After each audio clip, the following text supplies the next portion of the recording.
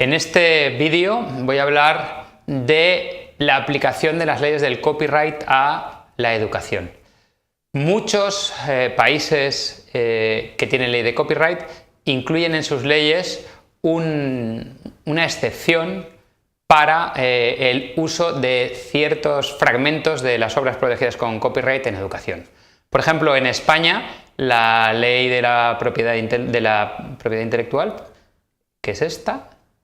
tiene el artículo 32, que es citas y reseñas e ilustración con fines educativos o de investigación científica, donde se habla de que es lícita la inclusión en una obra propia de fragmentos de obras ajenas de naturaleza escrita o como la de obras aisladas, siempre que se trate de obras divulgadas y se realice para citar o para su análisis, comentario o juicio crítico. Tal utilización solo podrá realizarse con fines docentes o de investigación en la medida justificada e indicando la fuente y el nombre del autor de la obra utilizada. Esto se desarrolla más adelante. Aquí, por ejemplo, el profesorado de la educación reglada impartida en centros en el sistema educativo español y el personal de universidades podrá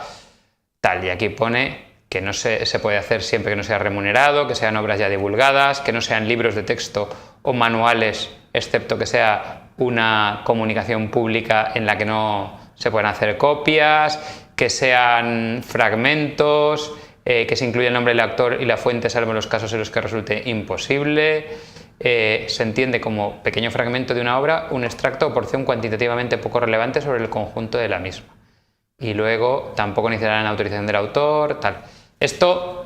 os recomiendo si tenéis que trabajar sobre el copyright en España y sois profesores, que os lo leáis, y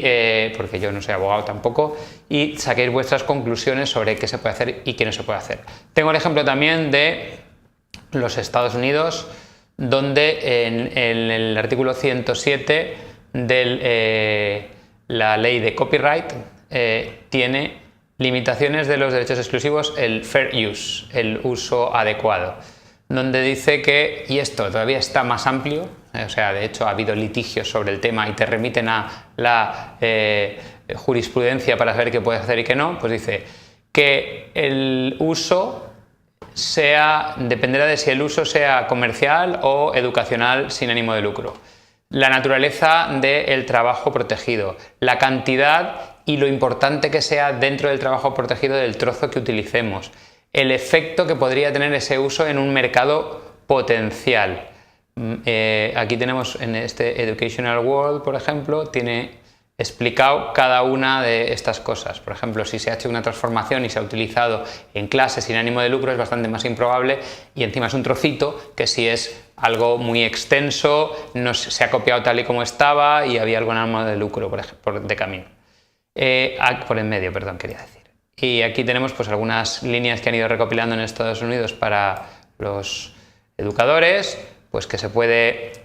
copiar normalmente un capítulo único de un libro, un